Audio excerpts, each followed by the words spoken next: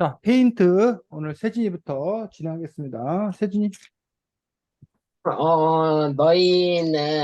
너희가 이 NC 센터에 있었다면 페인트를 할 것 같아? 아니면 그저, 계속 NC에 남아있다가 나중에 NC 그 센터의 사람이라는 꼬리표를 달고 살아갈 것 같아?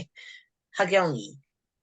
전 페인트, 나는 페인트를 할 것 같아. 왜냐면은, 그러니까 그 NC, 그러면 안 되지만, 이 NC에 대한 편견이 없지 않아 있었고, 그래서 그런 면에서 봤을 때도 훨씬 가족이 있었을 때 살아야 편할 거고, 그리고 뭔가 NC 센터가 물론 좋다곤 하지만, 그래도 가족 없이 이렇게 살아가는 게 조금 외로웠을 것 같아서, 그냥 가족을 빨리 만들었을 것 같아.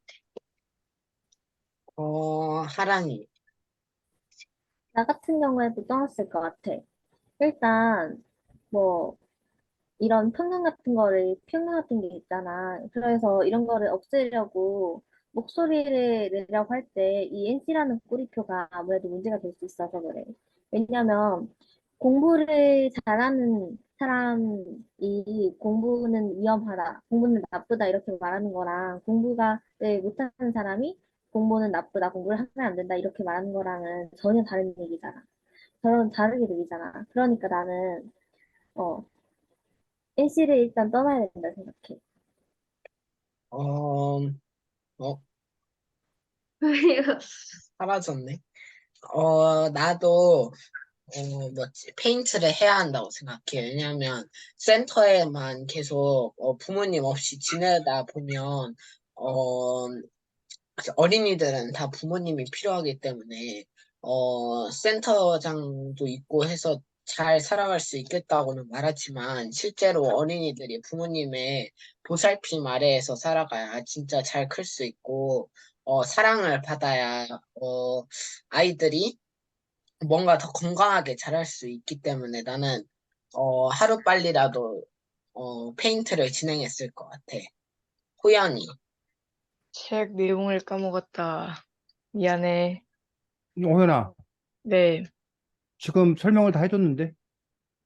왜 못 들었어요?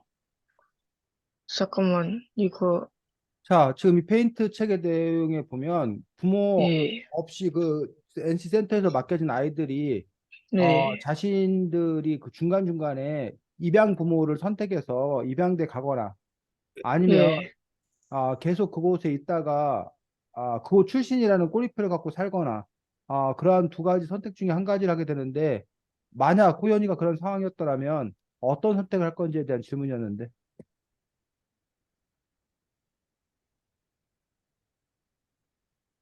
잠깐, 세진이 진행해. 선생님은요?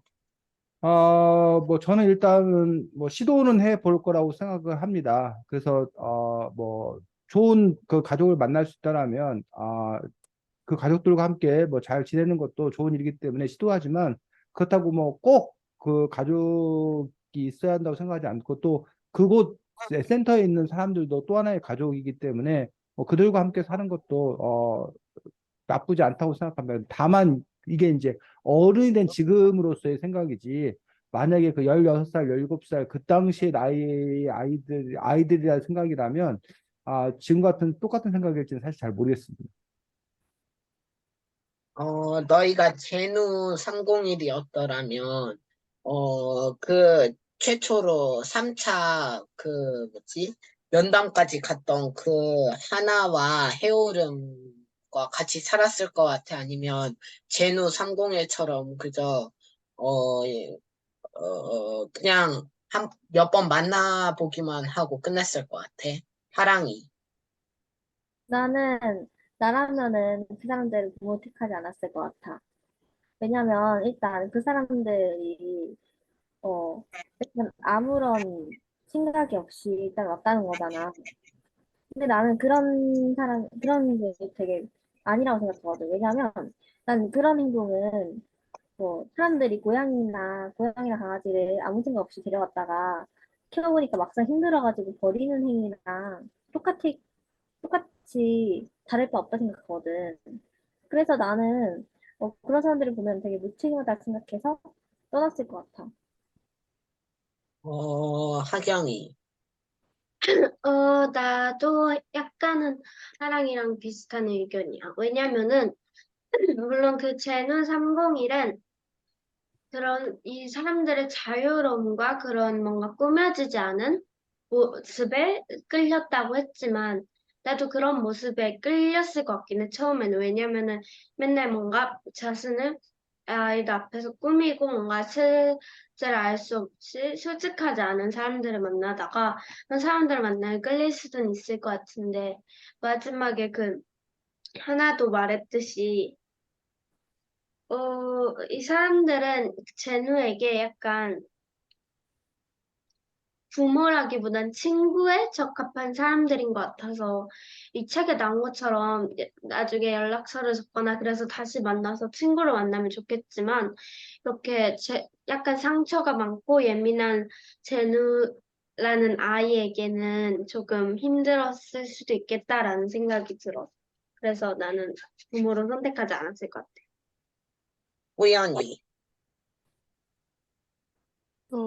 그, 미안한데 지금 이게 자꾸 튕겨가지고 질문 못 들었는데 다시 말해 주실까? 그, 뭐지? 제노 301이라는 아이가, 그 센터에서 해오름과, 하나를 만나고, 자신의 부모님을 선택할지 말지를 결정할 수 있었는데, 너가 제노 301이었더라면 너는 하나와 해오름을, 부모님으로 선택했을 것 같아? 잠깐만. 나는 하지 않았을까? 왜냐면은 이제 살아가는데 중요한 게 뭐 돈도 뭐 있지만 그 사랑이라는 것도 필요하니까 가족도 필요할 것 같아서 난 만들었을 것 같아. 나는, 해오름과 하나를, 어, 그냥, 나도 그저 제누 301처럼, 그냥 친구로만 지나자고 말할 것 같아. 왜냐면, 앞에서 말한 것처럼, 하나와 해오름은, 다른 부모님들과 달리 되게 뭔가 준비가 안 돼 있게 왔고, 이 NC 센터에 대해서도 잘 모르는 상태에서 와서, 이 아이를 잘 키울 수 있을까라는 걱정을, 보이게 했고, 뭐지, 너무 그 아이를 가지고서 소설을 쓰고 싶어 한다던가, 그런 목적이 있었기 때문에 나였더라면, 아무리 친근하고 너무 솔직했어서 나는, 한나와 해오름이랑 그냥 친구로 지냈을 것 같아. 선생님은요? 저는 선택했을 겁니다. 왜냐면 뭐 가족의 형태라는 것들이 여러 가지 형태가 있을 것이고, 뭐 센터의 생활은 그동안 오랫동안 해온 거기 때문에, 그리고 또 뭐 센터 출신이라는 꼬리표라는 그런 부담감도 있었다고 했으니까, 그리고 꼭 뭐 부모가 자신을 잘 돌봐줘야 되는 어떤 뭐 이 제누가 지금 뭐 아주 뭐 이렇게 어린아이였더라면 그렇게 잘 준비된 그런 따뜻한 사랑을 주는 그런 부모님이 필요하지만, 젠도 지금 뭐 상당히 많이 큰 아이고 하다 보니까 좀 이렇게 대등한 그런 관계 속에서 새로운 가족의 형태로 함께 살아가는 것도 괜찮을 거다고 생각이 들어서 선택할 겁니다. 어, 너희, 음, 전 여기까지만 할게요. 네, 수고했습니다. 다음 하경이 진행하겠습니다. 네. 어, 이 페인트라는 책은 그 부모가 없는 아이들이 국가의 아이들로 커가면서 부모를 선택하는 과정을 가지고 주제로 쓴 책인데, 이 책의 중점은 뭔가 아이들이 부모를 선택할 수 있다라는 것에 중점을 두었다고 나는 보았어. 그래서 너희가 만약에 이 수많은 아이들 중에 하나였다면 NC 안에 부모 면접을 할 때, 그러니까 부모 면접을 하고 싶은, 그러니까 자신이 가지고 싶은 부모를 선택할 수 있다면 어떤 특징을 가지고 있는 부모를 만나고 싶어? 하랑이. 나는 일단 되게 자유롭은 사람을 만나고 싶어. 되게 나를 풀어주고, 그러면서도 선은 약간 나를 방임하지는 않는 선에서 적당히 풀어주는 그런 사람을 만나고 싶고, 그리고 약간, 일단 종교가 없었으면 좋겠어. 나는 종교를 신 같은 걸 잘 믿는 편이 아니기 때문에, 그래서 나는 종교를 가지지 않은 그런 분을 만나고 싶고, 그리고 이왕은 예술 같은 부분에 하는 분이시면 좋겠어. 왜냐하면 그러신 분이 되게 약간 재밌다 해야 되나? 약간 그런 면이 있어서, 나는 그런 분을 만나고 싶어. 세진이. 나는, 일단 아버지는 되게 운동을 좋아하셔서 야구나 농구 같은 운동을 자주 해주셔서, 나랑 같이 운동을 해주시면 좋겠고, 어머니는 되게, 착하시고 요리를 잘해주셔서, 나를, 공부는 안 하게 해주시고, 운동만 열심히 하라고 해주시고, 맛있는 밥을 해주시는 부모님이 있었으면 좋겠어. 음, 호연이. 어, 나 같은 경우는 그냥 엄마 아빠 다 경제적으로 여유가 되고, 그 이제 나를 진짜로 사랑해주는 그런 부모를 만날 것 같아. 나라면은 뭔가, 어, 나도 뭔가 가짜로 뭔가 여기서 이익을 위해 아이를 입양하고 쉽게 버리는 부모들도 많았잖아. 그래서 되도록이면은 그런 이익만 보고 나를 생각하는 부모는 조금 불편하고 내가 조금 싫을 것 같아. 왜냐면은 나를 진정으로 원해서가 아니라 내 뒤에 딸린 돈을 원해서, 그리고 사람들의 뭔가 그런 명예나 돈 같은 물질적인 것을 원해서 그런 거니까. 나는 그런 부모는 좀 피하고 싶고. 나는 아빠는 일단 내가 외동이라서 지금 아빠처럼 뭔가 친절하고 그래도 잘 놀아주는 아빠를 만나고 싶어. 왜냐면은 아무래도 혼자 있을 때 조금 외로울 때 아빠랑 노는 게 좋으니까. 그리고 엄마는 책을 좋아하고 뭔가 그런 엄마를 만나고 싶다는 생각을 했어. 선생님은요? 네, 저는 저 같은 아빠를 만나고 싶습니다. 라고 말하면 경악을 안 하네, 다행히. 자, 저는 어쨌든 자기 삶을 잘 사는 부모를 만나고 싶습니다. 제가 이렇게 어른이 되다 보니까 부모가 어떤 자기 인생을 스스로 잘 사는 것들이 가장 중요한 것 아닌가. 그다음에 자식의 삶에 별로 간섭하지 않는 그런 부모. 그다음에 가능하면 좀 온화한 부모였으면 좋겠다. 무서운 부모 아니었으면 좋겠다. 뭐 그런 바람을 갖고 있습니다. 네.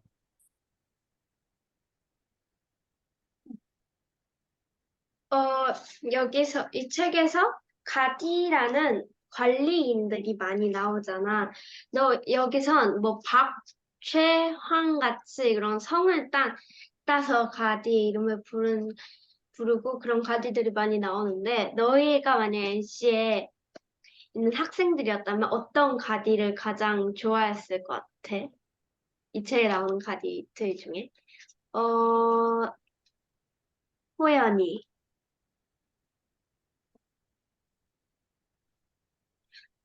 미안한데 질문 다시 한 번만. 이 책에는 그 많은 그 NC 센터의 관리인을 가디라고 그러는데 이 책에는 많은 가디들이 나오잖아. 뭐 최황 이런 가디들이 나오잖아. 너가 만약에 NC 센터의 학생이었다면 어떤 가디를 가장 좋아하거나 마음에 들었을 것 같아? 난 잘 모르겠어. 미안. 세진이. 어, 나는, 박가디언인 것 같아. 왜냐하면, 센터장이기도 하면서, 뭔가 최는, 뭔가 선을 지키는 데에서 자유롭게 해준다면 박은 뭔가, 되게 멋있게, 딱 그 법에만 맞춰서 딴딴딴하기 때문에, 뭔가 최보다는 더, 아이들이 다가가기는 어렵지만 뭔가 더 깔끔한 성격인 것 같아서, 나는 박가디가 가장 마음에, 마음에 남는 것 같아. 하랑이. 나는 초가리가 좋았던 것 같아.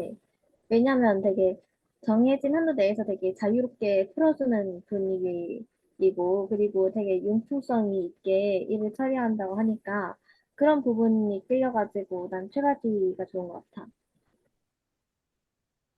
나는 세진이처럼 박가디가 제일 마음에 들었어. 왜냐면은 뭔가 이 책에서 제누와 감정이나 제누의 상황을 유일하게 뭔가 이해해주고 생각하려고 한 가디라고 느꼈고, 무척 차가운 사람이기도 하지만 속은 무척 따뜻한 사람이라고 이 글에 나오는 박의 묘사를 통해 느껴서 어쩌면 가장 그 센터장이기 때문에 제일 혹독해질 수밖에 없었지만 만약에 그런 상황이 없다면 무척 따뜻하고 좋은 사람이지 않았을까?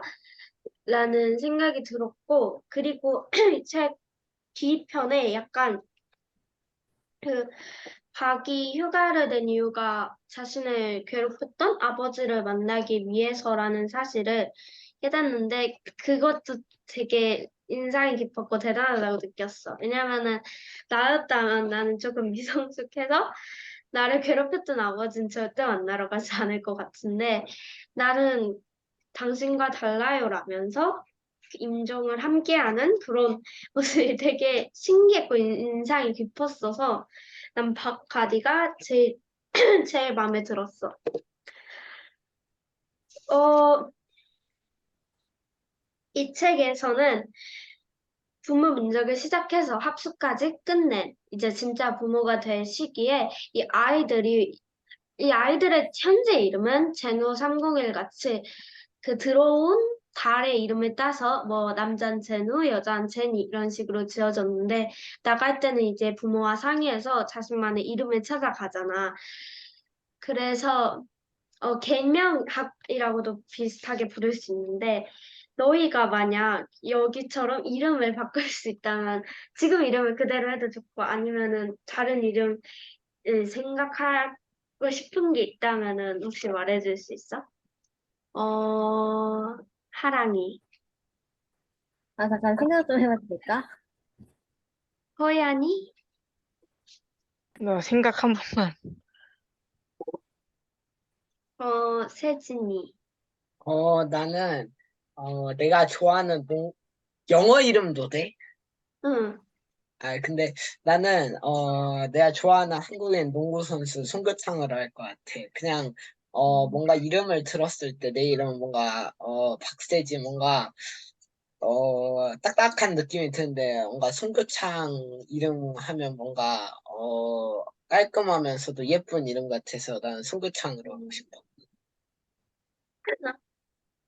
나 먼저 얘기하자면은 나는 학경이란 이름은 굳이 바꾸고 싶진 않은데 나는 성도 바꿀 수 있다면 성을 좀 바꾸고 싶어. 왜냐면은 한국어로 썼을 때도 흔하진 않은 성이고 영어로 바꿨을 때 그 K를 쓰면 킬이 돼서 조금 오해를 산 적이 몇 번 있어가지고 성을 바꿀 수 있다면 성을 바꾸고 싶고 아니면은 내 그냥 영어 이름인 뒤에 있는 레나를 쓰고 싶다는 생각도 했어. 하랑이 말해줄 수 있어? 나는 일단 성부터 고치고 싶어. 왜냐면 강 씨는 일단 1번이거든, 무조건. 1번 아니면은 2번 아니 3번이란 말이야. 이게 되게 좋은 것 같으면서도 되게 힘들기 때문에 나는 중간에 적당히 껴있는 이응이 들어간, 응. 어, C나 UC를 가지고 싶고, 그리고 나는 되게 외자 이름을 되게 좋아해서 약간 이연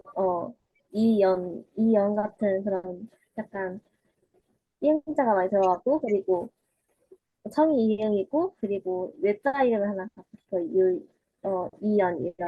이런. 호연이 말해줄 수 있어? 나 같은 경우에는 보통 사람들 이름이 세 글자인데 그 내 이름을 네 글자로 바꾸고 싶어. 왜냐면 이제 네 글자로 바꾸면은 사람들이 좀 신기하고 관심도 많이 받을 수 있기 때문에 네 글자로 하고 그리고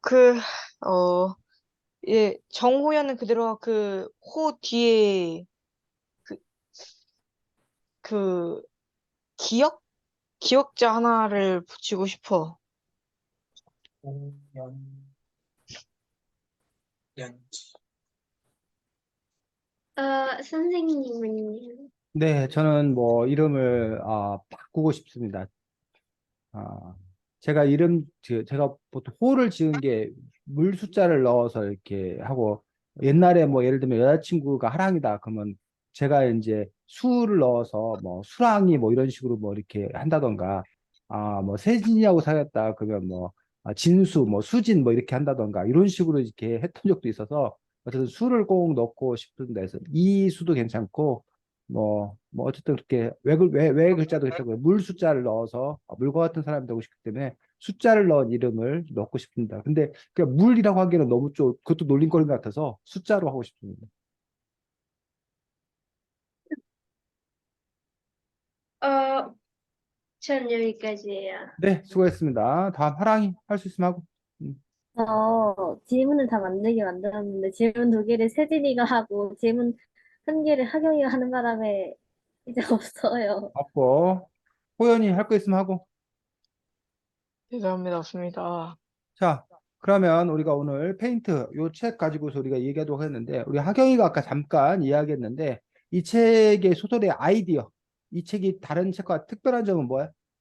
부모를 선택할 수 어, 보통 현재의 상황은 어때? 현재의 상황은? 없죠? 거의 그냥 현재의 상황은, 물론 뭐, 여러분 부모님이 여러분을 선택하지 않았어. 여러분 부모님이 여러분이 태어날 거라고 생각하지 못했어. 그냥 태어난 거야. 아, 그리고 뭐, 여러분도 역시 여러분 부모를 선택한 건 아니고, 다만 이제, 아, 이렇게 우리가 흔히 말하는 고아원에 가 있는 아이들 같은 경우에 입양을 하는 경우가 있어. 근데 선생님이 정확히는 몰라. 선생님이 정확히는 모르는데 입양할 때 부모가 아이를 이렇게 마음대로 선택할 수 없는 걸로 알고 있어. 어? 근데 어쨌든 그렇다고 자녀가 부모를 또 뭐야? 선택하고도 아닌 걸로 알고 있는데 그래도 은연중에 일단 만나서 부모가 마음에 들어 해야 그 아이하고 이렇게 연결이 되거나 아니면 이제 우리가 입양을 했다 하지만 마음에 들지 않으면 파양하는데 그 권리, 권한 뭐 이런 것들이 아무래도 양부모한테 더 있는 걸로 선생님이 알고 있는데 그게 정확한 건지 모르겠습니다. 근데 이 책의 어쨌든 아이디어는 그 선택을 부모가 하지 않고 아이가 한다는 점에 있어서 이 책의 어떤 그 아이디어가 상당히 획기적인 거지. 왜냐면 우리는 그동안 그런 생각을 해본 적이 없었으니까. 그래서 그런 점에서 이제 아이들이 부모를 선택한다는 그런 아이디어가 상당히 좋은 그런 부분들이고, 또 이 책 같은 경우에 이제 현실감이 있는, 부분, 이 문제의 그 출발, 현실성이 있는 부분은 어떤 부분이야? 음, 이 NC센터가 왜 생겨나는 거야? 출산, 그러니까 하람이. 출산, 출산 뭐? 저출산. 제시. 그렇지, 저출산. 그래서 지금 현재 우리 한국 사회가 가장 크게 문제가 되고 있는 것들이 이른바 저출산 또는 저출생이라고 하기도 하는데 요즘에 이제 저출산이라고 안 하고 저출생이라고 하는 말을 써. 그래서 출산과 출생의 차이는 쌤도 뭐 정확히 모르는데 출산은 그냥 여자가 아이를 낳는 것. 그래서 여자들이 아이를 안 낳아서 문제다. 뭐 이런 식으로 해서 그걸 왜 여자 탓으로 돌리느냐라고 이제 생각하는 데 비해서 출생은 아이를 낳는 것 포함해서 뭐 그 인구라는 것들은 뭐 사람이 안 죽으면 인구가 줄지 않겠지. 또 인구라는 거는 다른 나라에서 이민을 받으면 인구가 또 유지될 수 있겠지. 그래서 그런 점에서 이제 출생이라는 그런 용어를 써서 우리가 꼭 아이를 낳는 거에 문제로만 바라보지 말고 이 사회에서 그 살아가는 사람들이 어떻게 구성돼야 되는 건가라는 부분들에 있어서 저출생이라는 용어를 쓰는데 어쨌든 저출생의 어떤 그런 상황들 속에서 어, 뭐야 자녀를 낳기만 하세요. 그러면 누가 길러줍니다? 국가가 아이를 길러주는 거. 키워주겠습니다. 뭐 이렇게 해서 이제 육아 부담을 줄여주는 그런 방안으로 이제 이 N센터가 만들었다고 하는데 이게 뭐 맞는지 잘 모르겠습니다. 근데 지금도 NC 센터까지는 아니지만 과거에 비하면 과거에는 어쨌든 그 아이를 낳으면 부모가 대부분이 엄마들이지. 엄마들이 아이를 키웠잖아. 근데 요즘에는 거의 뭐 이렇게 몇 달 된 아이를 이렇게 보육원, 그러니까 뭐 어린이집이지. 어린이집이나 이런 보육센터에 맡기고, 그리고 나서 엄마는 출근하고, 일하고, 또 물론 이제 저녁에 돌아오면 그 아이를 데려와서 키우기는 하는데 어쨌든 그런 점에서 이제 전일제는 아니지만, 이렇게 자꾸 이제 사회가 아이들을 돌봐주는 그런 시스템으로 바꿔가고 있는데 이 책에서는 아예 그냥 낳았는데 내가 못 키우겠다. 힘들다. 그럼 아예 그냥 아이를 그냥 뭐 하는 거야?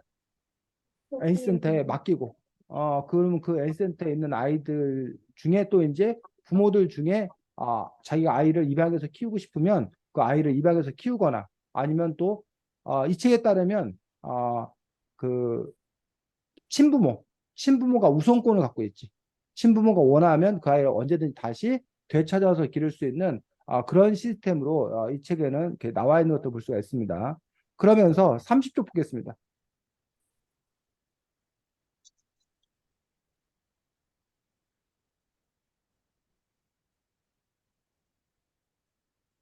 자, 30쪽에 세 번째 문단.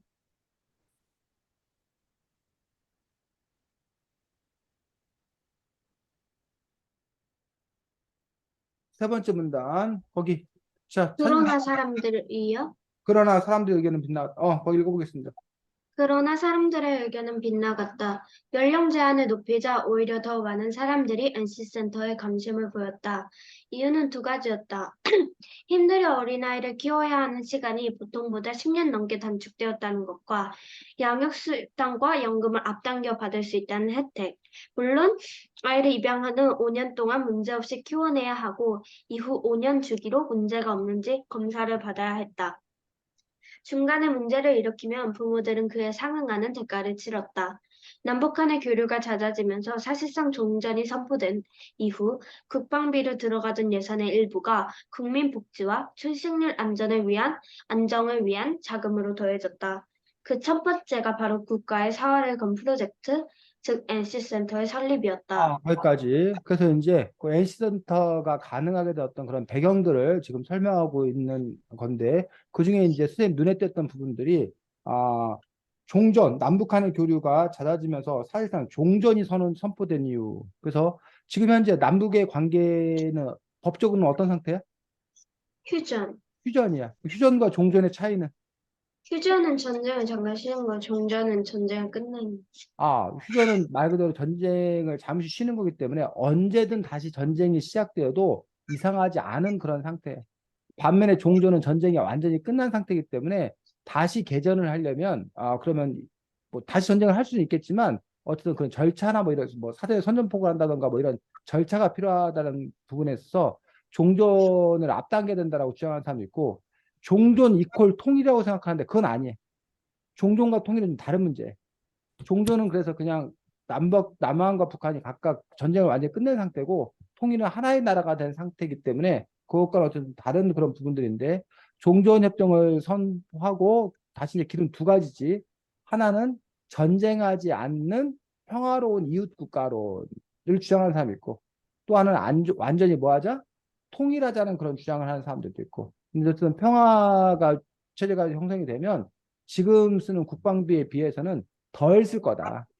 그리고 만약에 아예 통일까지 되면 더 많이 줄일 수 있을 거다라고 얘기하고 있고 국방비에 들이던 비용들을 여기는 사회복지비에 돌릴 수 있다라고 얘기해서 지금 이제 이거 평화를 주장하는 사람들의 중요한 논거 중에 하나가 바로 우리가 국방비를 너무 많이 지출하고 있지 않냐. 그러니까 국방비를 줄여서 우리 사회복지를 향상시키기 위해서도 평화가 중요하다라고 또 이렇게 주장하는 그런 분들이 있는 것들을 볼 수 있습니다.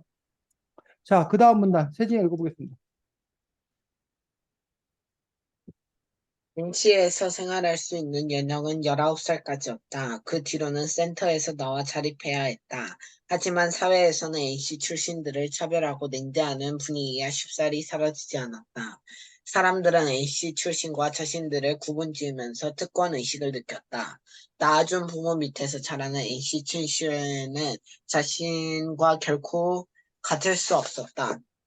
마치 사람을 빼닮은 헬퍼에게 그러듯 NC 출신을 향한 사람들의 혐오는 공기처럼 퍼졌다. 자, 그러니까 지금 세진이 거기까지. 지금 요 부분은 어떨까?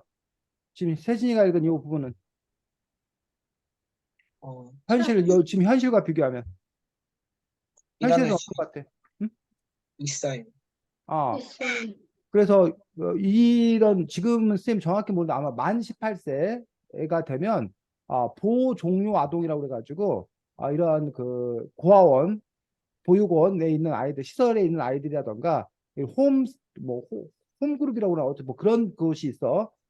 그렇게 돌봄받던 아이들이 그게 이제 끝나. 그러고 나서 이제 자립을 해야 돼. 근데 선생님이 지금 그 정확한 금액을 모르는데 하여간 뭐 한 1, 2천만 원 정도인가 뭐 한 그 정도 돈을 받고서 자기가 이제 혼자 살아가야 돼. 그러다 보니까 이제 상당히 그 막막한 어떤 그런 상황에 처하게 되고 그다음에 그 지금은 이제 뭐 월 40만 원씩인가 5년 동안인가 이렇게 어떤 지원을 해주는데 어떤 그 돈 가지고 이제 혼자 살아가기에는 사실은 쉽지 않은 어떤 그런 상황이고 그리고 우리나라에 아직도 그 부모 없이 큰 그 아이들에 대한 사회의 부정적인 시각 이런 게 없지 않아 있어. 그 없지 않아 있는 어떤 그런 분이고 또 이제 지금 뭐 한부모라고 쓰는데 옛날에 이제 편부 아빠만 있으면 편부 엄마만 있으면 편모라고 해서 그런 식으로 해서 이제 뭐 아비 없는 자식 뭐 이런 그리고 욕도 있어 뭐 후레 자식인가 뭐 이런 식으로 욕도 있는데 그게 이제 부모가 아버지가 없는 어떤 그런 자식은 제대로 된 가정교육을 받지 못해서 엉망진창일 거라는 어떤 그런 편견 근데 이제 고아 같은 경우는 더 그런 편견이 심해가지고 예를 들면 뭐 결혼을 하려고 그러는데 늘 그걸 물어보는 거야. 부모님은 뭐 하시느냐? 부모님은 살아 계시냐? 뭐 이런 것들 하면서 그것들이 이제 핸디캡으로 작용하는 그런 사회 문화 분위기가 있는 것들을 이 책에서는 지금 반영하고 있는 것들이 아닌가라고 보여집니다. 그래서 그런 부분들에서 뭐두 가지지. 하나는 그런 차별은 당연히 안 된다. 음? 라는 어떤 그런 부분들에 대해서 도덕적이고 당위적이고 인권적으로 생각할 때 차별은 안 된다는 그런 생각일 수도 있고 또 한편에서는 이른바 통계적으로 봤을 때 부모 밑에서 자란 아이들과 그렇지 않은 아이들이 차이가 있는 건 사실 아니냐라는 식의 어떤 그런 논거를 제시하는 사람들도 있는 것들도 사실입니다. 그래서 그런 점에서 과연 그게 이제 사회의 냉대나 이런 것 때문에 그 친구들이 어려움을 겪는 건지 아니면 정말 부모 없는 가정에서 자라는 아이들이 다른 특성을 갖고 있는 건지 뭐 그런 부분들에 대해서 또는 다른 특성을 갖고 있다 하더라도 과연 그런 혐오나 차별이 정당화될 수 있는 건지 그러면 안 되는 건지 이런 부분에 대해서 여러분들이 고민할 필요는 있겠다고 생각합니다. 자, 12쪽 제일 마지막 문장 하랑이 다시 읽어주겠습니다. 저 마지막에 둘째 줄부터 읽겠습니다. 물론 마음씨부터. 선생님, 저 책이 학교에 있어요. 12쪽. 미안해. 하랑이가 지금 책이 없다고 그랬지. 하경이. 12쪽 어, 어디? 12쪽 마지막에서 둘째 줄. 물론 마음씨 좋은. 물론 마음씨 좋은 세부모 밑에서 행복하게 살아가는 애들도 있지만 대부분은 서로가 서로에게 필요한 것을 취하며 가족이라는 그럴싸한 가면을 뒤집어 쓴 채 살아간다. 지금 하경이 읽은 그 마지막 문장. 대부분은 서로가 서로에게 필요한 것을 취하며 가족이라는 그럴싸한 가면을 뒤집어 쓴 채 살아간다. 이 문장이 뜻하는 바가 뭐야? 가족이라고 뭔가 다 행복하게 살아가는 게 아니라 그냥 이익을 취하려고 가정이란 형태를 하는 사람들도 있다. 음. 또 호연이나 하랑이 세진 이 문장에 대해서 어떻게 생각해? 어, 가족이라고 서로를 위하는 척하지만 사실 서로의 이득을 위한 그냥 가면일 뿐이다. 어, 여기서 우리가 이제 두 가지로 나눠볼 수 있어. 하나는 여러분이 속한 가족, 친부모와 사는 그런 가족도 이 말이 과연 맞다고 생각하는가? 여러분 봤을 때, 그래, 가족이라는 게 뭐, 허울만 좋지, 그럴싸하지, 가족이라고 하지만 사실은 부모 자식이 뭔가, 서로에게 뭐가 필요한 게 있으니까 함께 사는 거 아니야? 라는 그런 시각이 하나 있을 수 있고, 또 하나는 이 NC센터에서 나가서 새롭게 형성된 가족, 입양 가족의 이야기일 수도 있다고 생각이 들거든. 그래서 우선은 여러분들이 입양 가족, 입양된 가족이 앞에서처럼 진짜 마음 쉬운 세 분 밑에서 행복하게 살아가는 경우도 있지만, 하지만 그렇지 않고 서로가 이익이 되는 부분이 있기 때문에, 필요한 부분이 있기 때문에 그냥 가족이라는 걸로 살아간다라는 말을, 입양 가족이 게 어떻게 그 서로에게 필요한 것들이 성립되는 거야? 뭐 서로에게 필요한 게 뭐가 있는 거야? 네? 입양 가족 같은 경우에 부모는 자식을 입양함으로써 어떤 필요한 것들을 얻게 되는 거고, 그 자식은 부모에게 입양됨으로써 어떤 필요한 걸 얻게 되는 거냐고, 이 책에서. 부모는 부모는 뭐지 여기서는 그 더 돈을 정부에서 돈을 주면서 혜택을 얻을 수 있고 아이들은 부모님을 얻어서 NC 센터 출신이 아니라는 꼬리표를 없앨 수 있어요. 그렇지. 아까 우리가 30쪽에서 읽었던 양육수당과 연금을 앞당겨 받을 수 있도록 했다라고 해서 정부가 이제 이른바 당근을 제시한 거지. 그러니까 입양을 해 가라라는 식으로 당근을 제시했던 그런 부분을 볼 수가 있고, 어, 반면에 이제 아이들은 아까 지금 세진이가 얘기했듯이 NC센터 출신이라는 그런 꼬리표 없이 그냥 이렇게 가정에서 자기가 컸다라는 것들로서 그 사회적 지위를 획득할 수 있다. 그래서 서로가 그렇게 이익이 되는 부분이 있으니 그냥 우리는 가족이라고 살아가는 거지. 정말 가족 간의 사랑, 요거를 갖고 살지 않는 경우들도 있다라고 얘기를 하고 있거든. 자, 그렇다면 이런 가족, 입양 가족 말고 여러분들 가족이라는 어떤 그런 부분들을 봤을 때, 꼭 여러분 아니더라도 여러분 주변의 친구들의 어떤 그런 가족을 봤을 때, 그 가족이 정말 사랑으로 이렇게 맺어진 관계다로 보여지는 건가? 아니면 필요로 맺어진 어떤 부분들도 상당히 크다라고 생각하는지.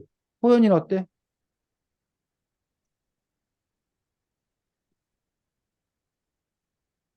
호연아, 하경이는? 있지 않을까요? 그렇게 다 뭔가 저는 언니 주변 친구들 보면은 그렇게 친하게 지내지 않는 경우도 있고 뭔가 그냥 가족이니까 라고 하면서 그냥 살아가는 친구들도 있으니까 그렇지 않을까요? 하랑이,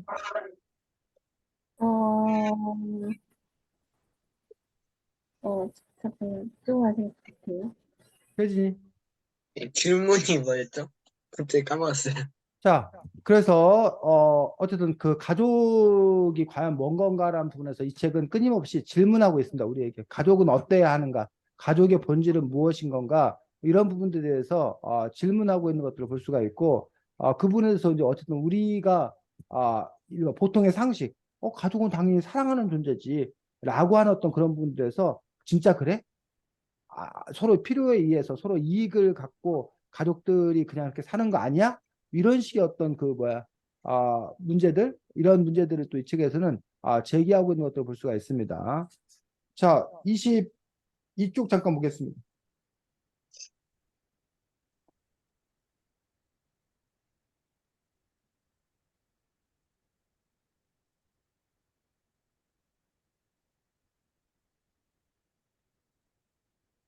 자, 다섯째 줄 세진 읽어보겠습니다. 첫째 줄이요. 다섯째 줄, 22쪽 다섯째 줄.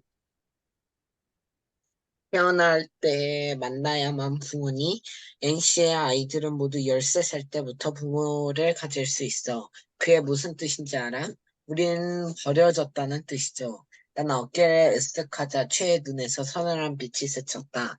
너희는 바깥 세상 아이들과 달리 부모를 선택할 수 있는 아이들이야. 거기. 자, 똑같은 상황에 처했는데 그거에 대해서 서로 다른 해석을 해. N센터의 아이들에 대해서 주인공은 어떤 시각을 갖고 있는 거야? 버려졌다는 버려진 아이라는 거야. 근데 최는 그거를 다른 아이들과 달리 부모님을 선택할 수 있는. 부모님을 선택할 수 있는 어떤 그런 아이라는 거야. 그러니까 이 N센터에 가지 않았더라면 부모님을 선택할 수가 없어. 없는 거잖아. 그냥 여러분들이 눈 떠보니 이 부모 밑에 태어난 거잖아. 근데 N센터에 간다라면 여러분들이 어쨌든 부모를 고르고 선택할 수 있을 거라는 얘기지. 뭐 그런 부분들에 대해서 우리가 과연 이거를 어떻게 해석해야 되느냐라는 얘기.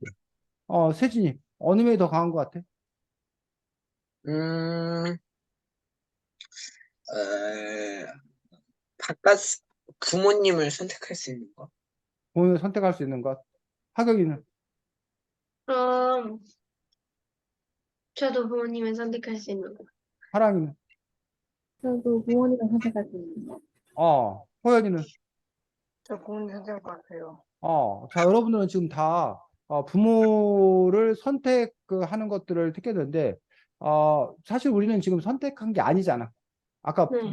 부모도 여러분을 선택하지 않고, 여러분도 부모를 선택하지 않았는데, 그 선택을 했을 때, 좋은 점도 있지만, 문제가 있지 않을까? 선택을 했을 때 문제가 없을까? 어떻게 생각해?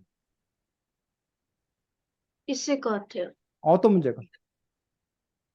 예를 들면은 선택을 했는데 거기서만 뭔가 자신을 꾸며가지고 실상은 그렇지 않았다거나 그런 문제가 있을 수 있잖아요. 음, 아, 그 혜지는? 뭐지? 갑자기 까먹었다. 말하려다. 그 뭐지? 잠깐만요. 뭐 하려 했지? 자, 책 77쪽 보겠습니다.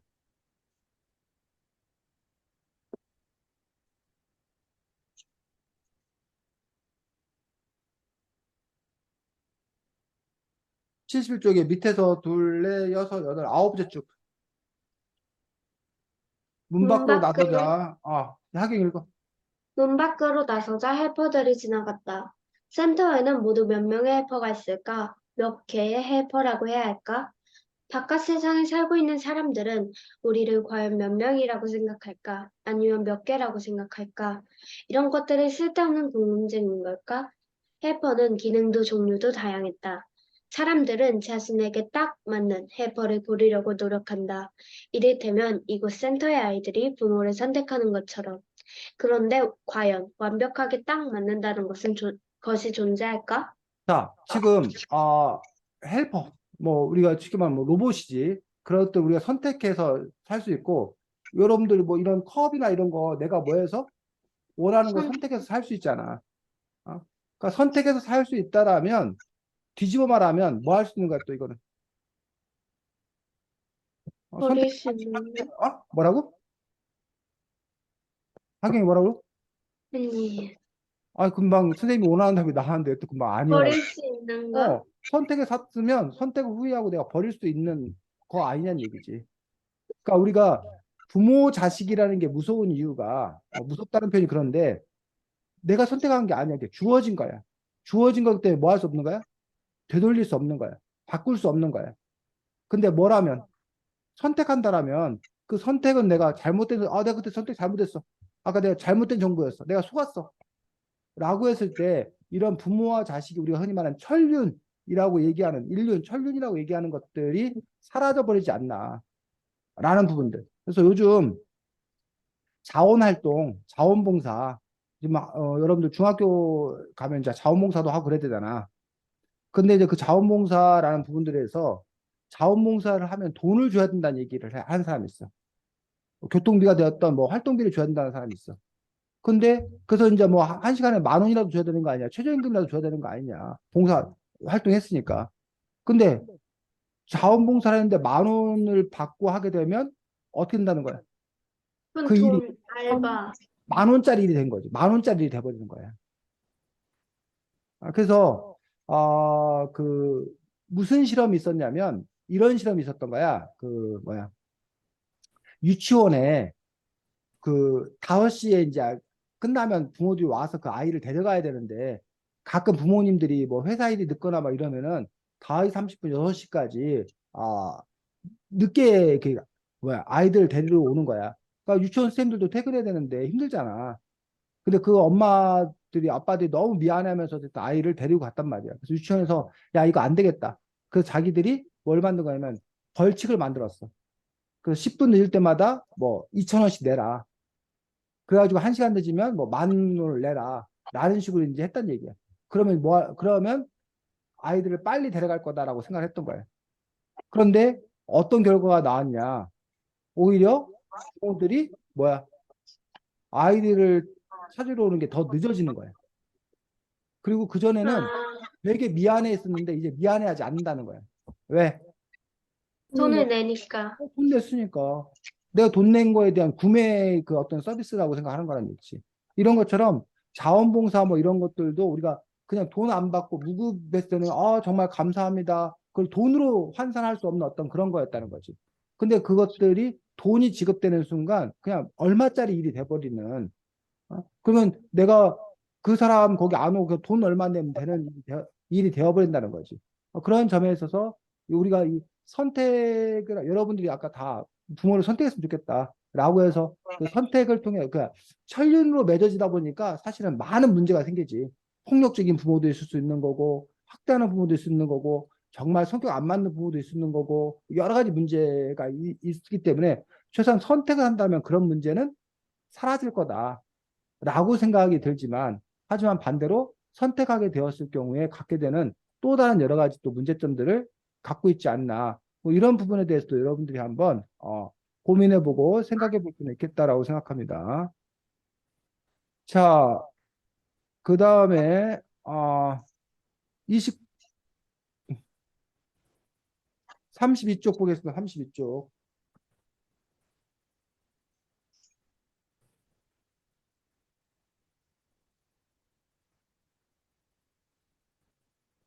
자, 31쪽 마지막 문단부터 읽겠습니다. 그런데도 그런데도. 읽겠습니다. 31쪽 마지막 문단. 세진이. 그런데도 모든 것이 가식으로 느껴졌다. 부모들이란 나를 통해 얻을 수 있는 각종 혜택과 보장 제도에만 침을 흘리는 사람처럼 보였다.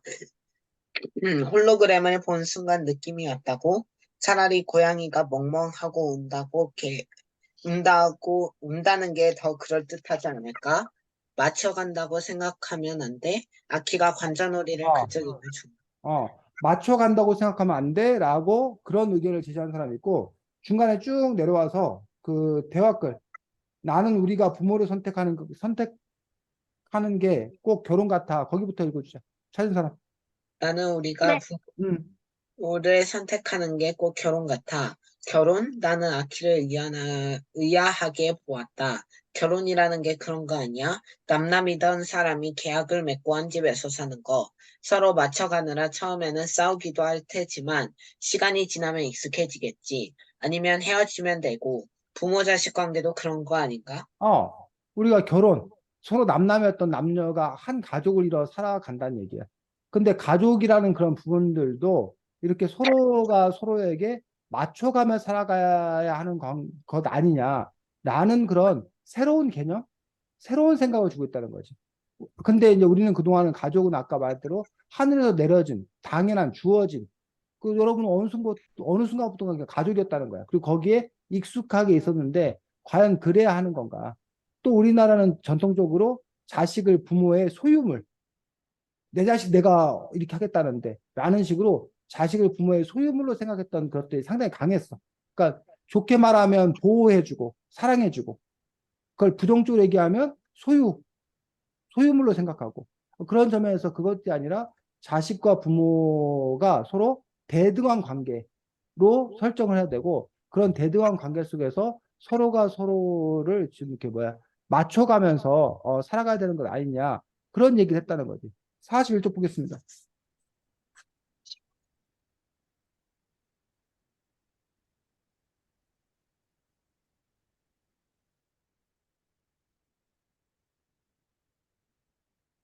넷째 줄 일반 학교 다녀보니까 학경 읽어보겠습니다.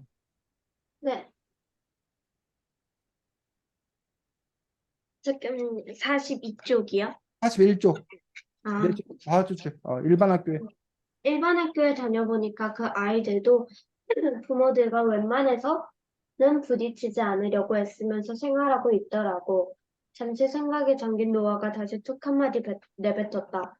귀찮다나? 귀찮아? 대문자 녀석이 끄덕였다. 그 말을 듣는데 좀 짜증이 났어. 왜? 허공을 바라보던 노아의 시선이 천천히 내게로 돌아왔다. 행복에 겨운 새끼들이지. 낳아서 키워주고 돌봐줬는데 부모가 귀찮다? 나쁜 자식들이야. 진짜. 이렇게 말이야. 그런데 한편으로는 이런 생각도 들었어. 부모들도 저 녀석들을 귀찮아하지 않을까? 저 녀석들에게 짜증도 내고 화도 내지 않았을까? 나는 절대 원인 없는 결과는 없다고 생각하거든. 아, 머릿, 이 부분에서 자식들이 부모를 귀찮아하기도 하고 부모 역시 자식에게 짜증을 내기도 하고 이럴 수 있다는 것들. 정말 이럴 수 있어? 이런 일이 있어? 호연이? 어떤 것 같아? 네, 응? 자식 입장에서 부모가 귀찮은 적이 있어? 또 부모가 너한테 짜증을 내는 것 같아? 모르겠어요. 하랑이, 어, 조금 있어요. 혜진이, 어, 엄청 많죠. 하경이. 어, 짜증은 없었던 것 같아. 다 그냥 제가 잘못했을 때 혼난 것만 있었지, 짜증은. 그래서 이 부분들에서 사실 어쩌면 불편한 진실인 거지. 우리는 가족은 사랑하는 존재다, 헌신한다, 뭐 존경한다 이랬지만 늘 그런 게 아니야. 늘상 그런 면만 있는 것이 아니라 이렇게 서로 귀찮아하기도 하고 서로 짜증내기도 하고 이런 모습도 우리에게 있는 것 아닌가라는 어떤 그런 생각들, 이런 이야기들을 어쩌면 이 책에서는 솔직하게 이렇게 털어놓고 있는 것들을 볼 수가 있습니다. 그래서 이 책에서는 계속 그 뭐야 가족 관계에 대해서 얘기하고 있는 부분이 있고 76쪽 보겠습니다. 76쪽.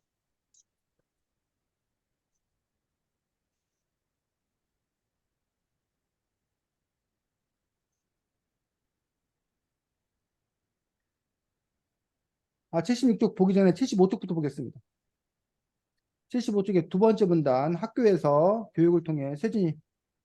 학교에서 교육을 통해 다양한 지식을 습득하는 시대가 왔고, 그것으로 돈을 벌 수 있게 되었어요.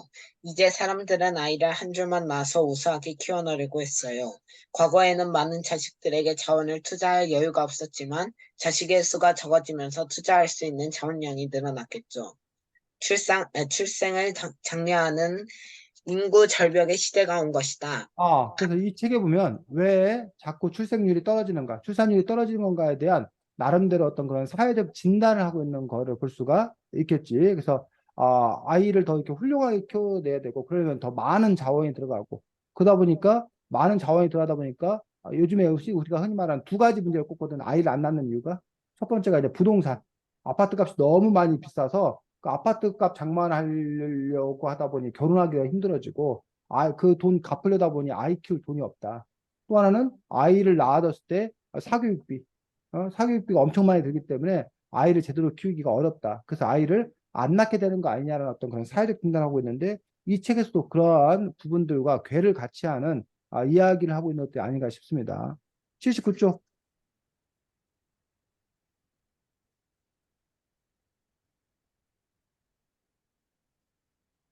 셋째 줄 읽겠습니다. 학용이. 좋은 부모를 만나려면 먼저 좋은 아이가 되어야 했다. 우수한 성적보다 착하고 바른 인성을 우선시했다. 가디들이 가장 경계하는 것이 무례와 폭력이었다. 남에게 피해를 주는 행동은 그냥 넘어가지 않았다. 자신만 생각하는 이기적인 모습도 경고 대상이었다. 타인과 가족이 되려면 그만큼 남을 배려하고 이해하는 마음을 길러야 했다. 아, 그래서 그 타인과 가족이 되려면 그만큼 남을 배려하고 이해하는 마음을 길러야 했고, 어쨌든 이러한 노력들이 필요한 것 아닌가라고 이 책에서는 또 이야기하고 있는 것도 볼 수 있습니다. 91쪽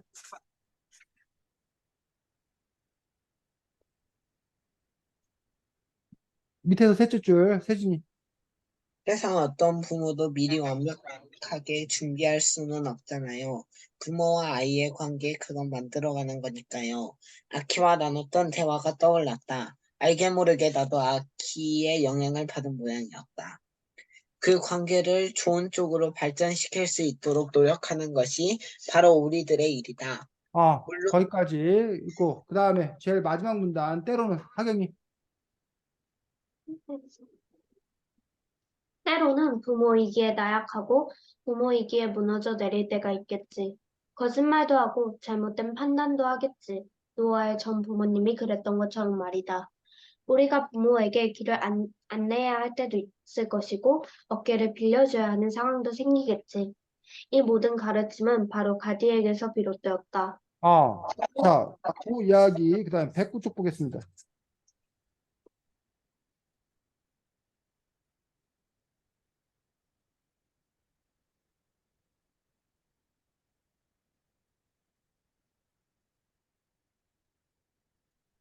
밑에 셋째 줄, 세진이. 어른이라고 다 어른스러울 필요 있나요? 이건 역시 책에서 읽은 내용인데 모든 어른의 가슴 속에서 자라지 못한 아이가 살고 있다고 했다. 여자의 거기까지. 자, 조금 아까 하경이 읽었던 부분과 지금 세진이가 읽었던 부분의 공통점은 뭐야? 음,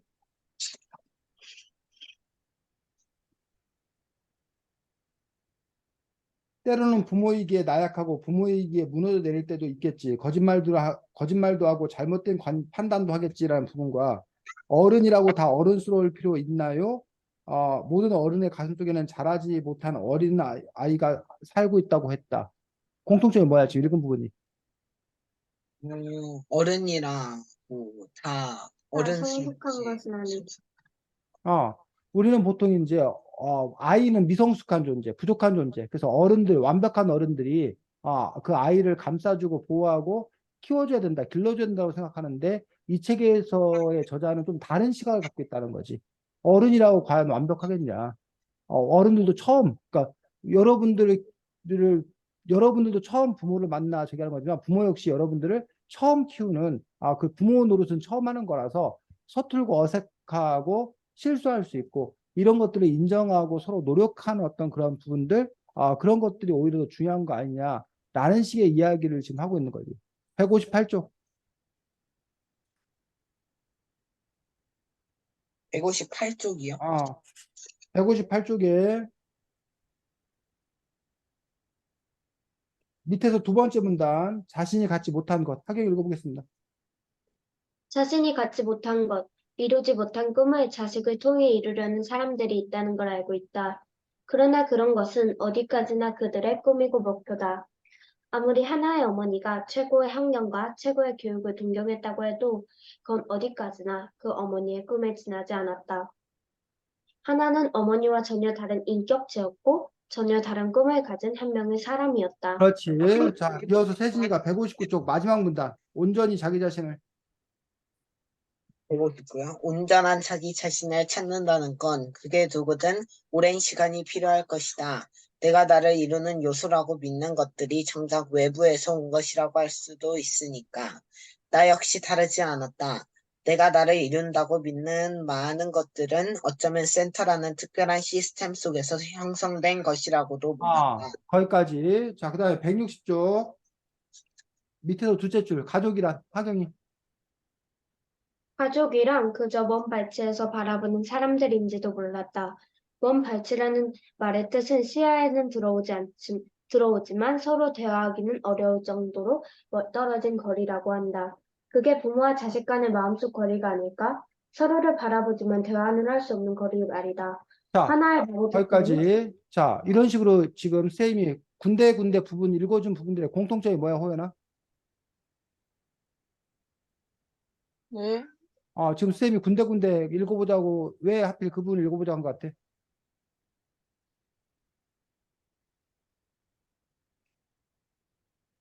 어딨어요? 하경이. 뭔가 아까 거는 어른이 그렇게 성숙하지 않을 수 있다고 여기는 너무 그 어른이 그 부모님이 자녀의 꿈이나 그런 것을 너무 간섭하는 것이 아니라 가족은 그냥 조금 멀리 떨어져서 서로 응원하는 것이라는 저자의 생각을 나타낸 거네요. 혜진이, 어, 음, 하경이와 같은 생각입니다. 자, 그래서 지금 요 책에서 선생님이 군데군데 읽어준 것들이 선생님이 계속 반복해서 얘기하고 있는 것들. 가족이란 어때야 되는 건가? 부모와 자식은 어때야 되는가? 그 관계는 어떠해야 되는 건가? 라는 부분들에 대해서 어쨌든 이것들이 그 종속적이고 속한 어떤 그런 관계가 아니라 대등한 어떤 그런 관계들 속에서 서로 노력하는 어떤 그런 사이여야 되는 것 아닌 건가는 저자의 생각을 끊임없이 이 작품을 통해서 이야기하고 있다라는 거죠. 그래서 우리가 책마다 다른데 어떤 책은 그냥 그 스토리 자체가 감동적이고 재밌는 어떤 그런 책들도 있고 또 어떤 책에는 작가가 세상을 바라보는 가족을 바라보는 그런 시각이 담겨 있는 책도 있는데 이 책은 유독 그런 시각이 상당히 강한 그런 책이고 선생님이 늘 얘기했지만 이건 단지 누구의 이야기일 뿐이야? 이 저자의 이야기일 뿐이야. 이 저자의 주장을 여러분들이 수용하고 받아들일 수도 있고 이거에 대해서 여러분들이 또 다른 생각을 가질 수도 있다라고 봅니다. 자, 오늘은 여러분들이 페인트 책 가지고 얘기했고 다음 주에는 여러분들이 글쓰기를 할 텐데 다음 주에 글쓰기는 이 페인트란 책에 대해서 독서 감상물 여러분들이 써서 뭐? 누구? 음, 누가 불렀어, 선생님? 아니야? 자, 페인트라는 책에 대해서 뭘 쓰면 된다고?